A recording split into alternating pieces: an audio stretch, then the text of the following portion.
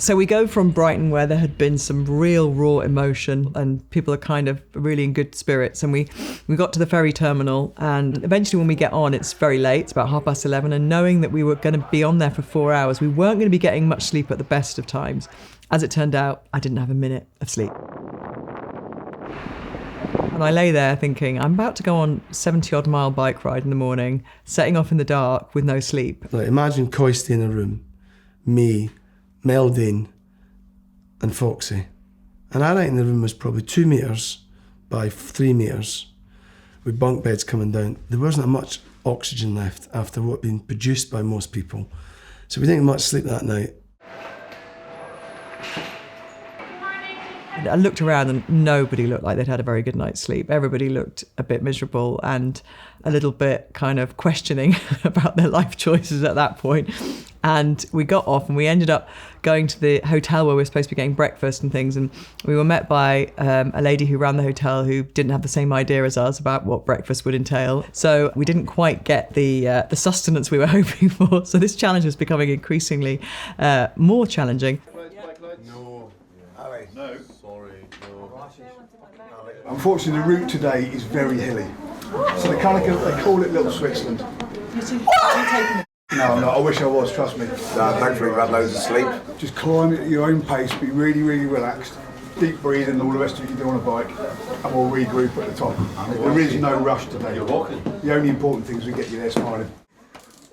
So we set off in the dark, and that period there, somebody had said to me, oh, you shouldn't be cycling because you've not had any sleep, you should walk. But there was no way I was not going to cycle that day. I really wanted to cycle.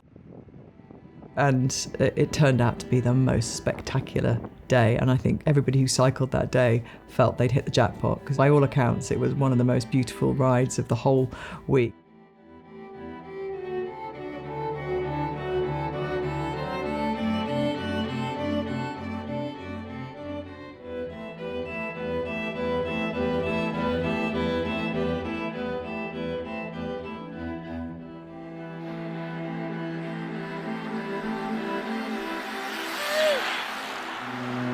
We did go through some spectacular places and beautiful roads with no potholes, smooth, cars that didn't shout out the window.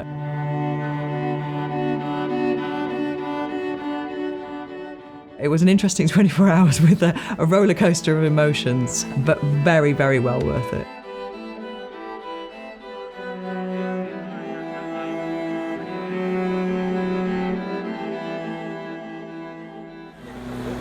Turn through the gate. Push the card. Thank you. The engine is running in like a knife.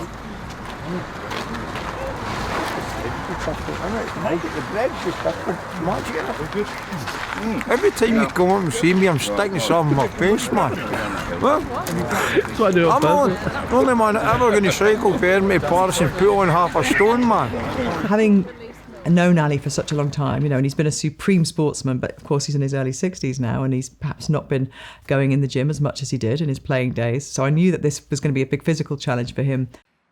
And it was just great to see him out there, really enjoying it, having a laugh. And he was such a force for good on the road. Whoever was next to Ali, you knew you'd be having a really nice chat. We did get to the bottom of hills sometimes, and he'd say, "On you go, Gabs," and he'd go up the hill in his own time. But he always got to the top of the hill, and with a big smile on his face. He's such a positive person. I'm so glad that he stuck in and did it, because there were times where he was ringing Kenny in the build-up to the challenge, and I think he was really doubting himself. And he was such an amazing force for positivity and encouraging other people and being just a great teammate. That whole experience at Brighton College was just mind-blowing. I was not expecting anything like that. It was amazing to come in and see those kids. I'll tell you the truth, Gab, and I don't mind admitting it. I was hiding behind, I think, with Big Tom in front of me. Man, tears were falling up my eyes. It was really, really emotional. People coming out like yesterday. There's a lady, I don't know if you met her, she had a green jumper on, and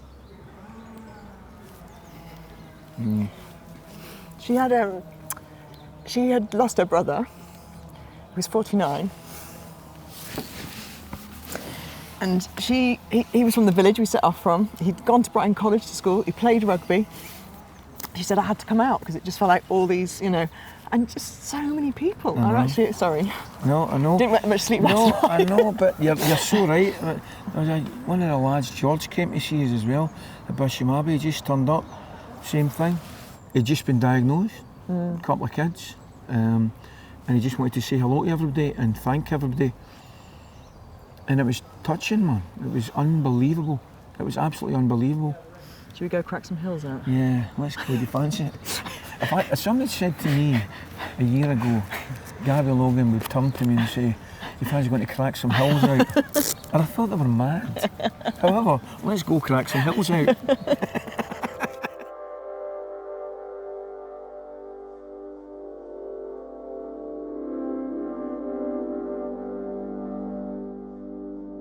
been a great day. I think, like, I've got to be honest, from the start of the week,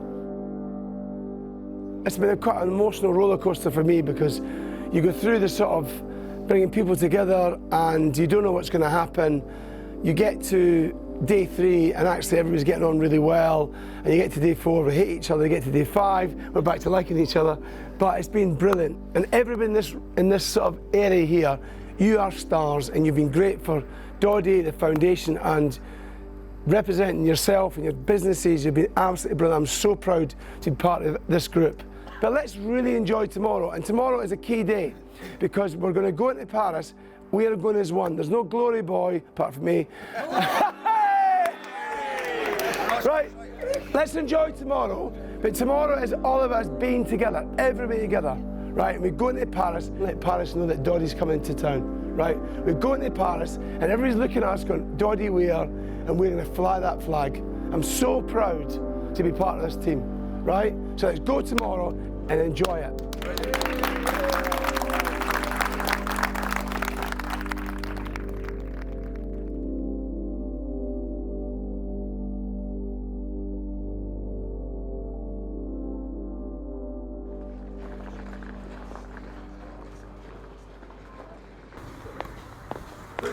Go again.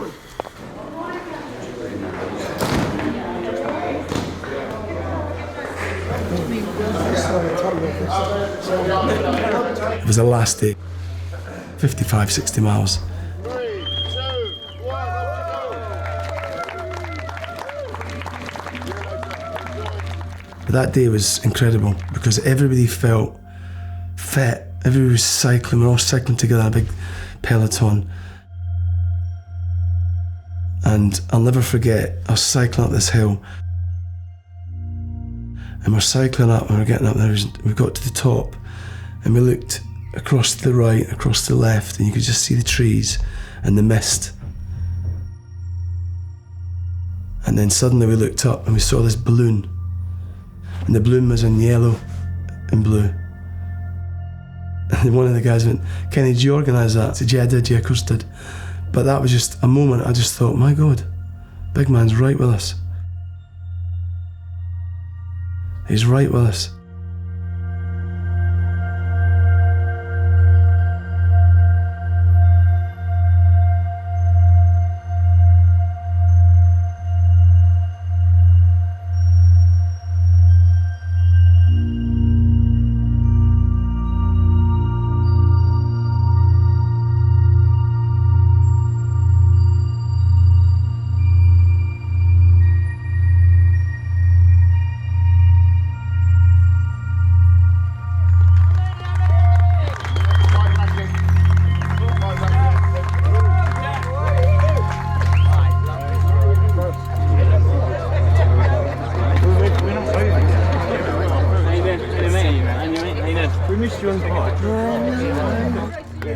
So we meet on the outskirts of Paris. Everyone's just buzzing. You know, there's a real like sort of palpable energy in the air. You know, we're close to the finish line. Only a few miles to go.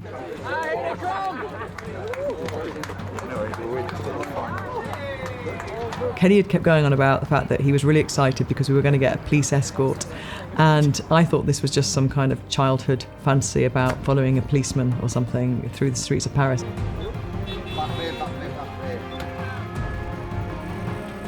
Suddenly, you felt like you were in some military kind of cavalcade or something. Police escort, sirens, mopeds.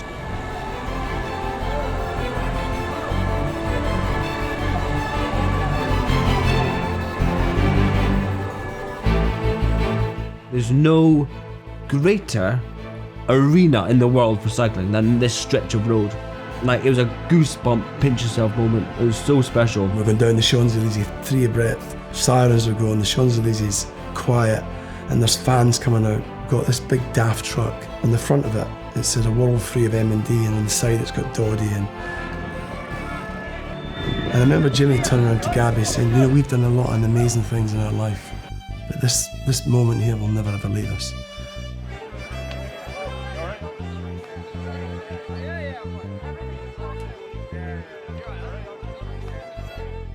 Seeing these people come together from all different walks of life for one sort of cause. As much as my dad's kind of philosophy was to find a cure and support these people, but he also had a big installment in bringing people together and having such a laugh. You know, you worry about tomorrow, you take care of today, and I'm sure if he's looking down, he would have had a few giggle at some of the oldies trying to get up the hills and the fun and games that were along the way.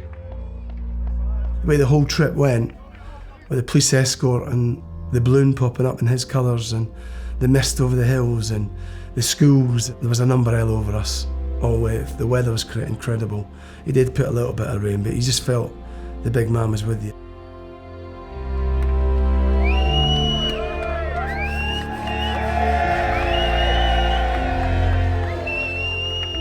When you do an event like this, you need good people, right?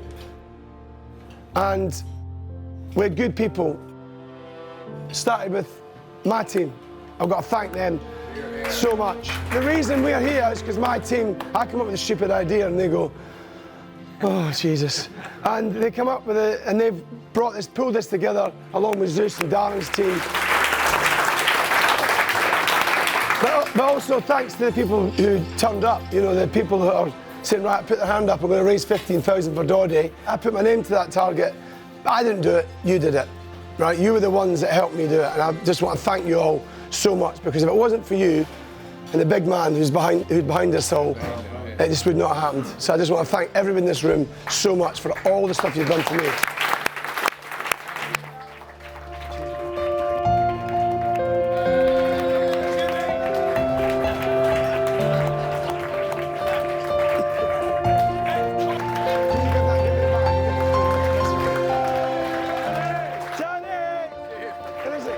From M&D and managed to get his mum to Brighton. It was an amazing, special moment.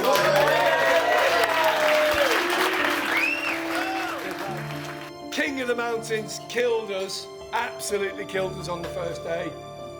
And someone suffering from M&D. Davey boy, you got a medal. I'll give you one back.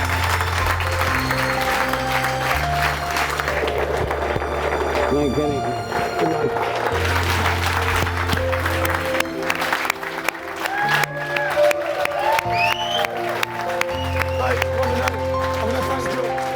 One person that really has brought us all together after Doddie is this one here.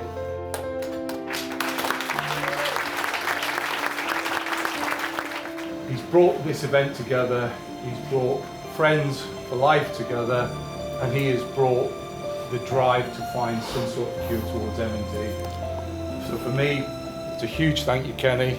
You're a superstar.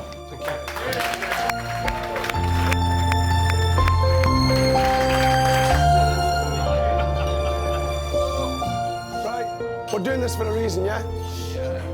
Doddie. Doddie! Slange. My name's Doddie.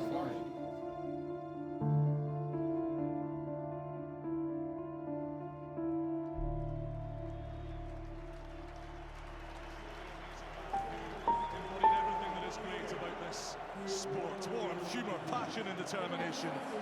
The late Doddie Weir battled motor neuron disease for 6 years, raising millions for those affected by the condition. Watching Kenny and Hamish walking out onto the pitch, for Hamish it was an immense moment.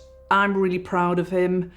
Doddie would have been really proud of him. You look back and ponder these sort of moments, and it's almost like we've come full circle. I mentioned there before about Murrayfield possibly one day having to go my own way, and that's kind of how it felt. So I hope he was looking down, proud of me in his stupid tartan trousers. The crowd was phenomenal, the noise was phenomenal. A really amazing moment for the foundation. It gives the foundation another voice and another shout out to what we're trying to do, find a cure for MND. There may be another challenge for me, I don't know, but it was enjoyable and we're doing it for a great cause. And I just want to thank everybody from the sponsors to everybody involved in it, but most of all to the people that supported us. Thank you. Edinburgh to Paris to be here, raising close to £500,000 in the process. Will deliver the match ball.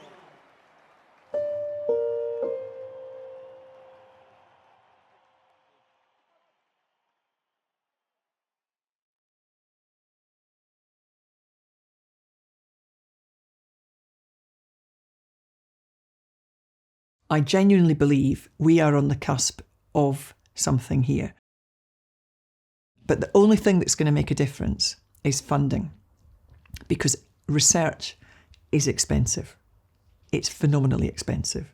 To take a repurposed drug to clinical trial, to get it all the way through to being an effective treatment, it takes time, it takes money, it takes huge determination. However, if we continue to keep doing what we're doing, if the people that support us continue to keep supporting us and all the other people who are raising these vital funds that are being invested into research, then I genuinely believe that we're going to get there.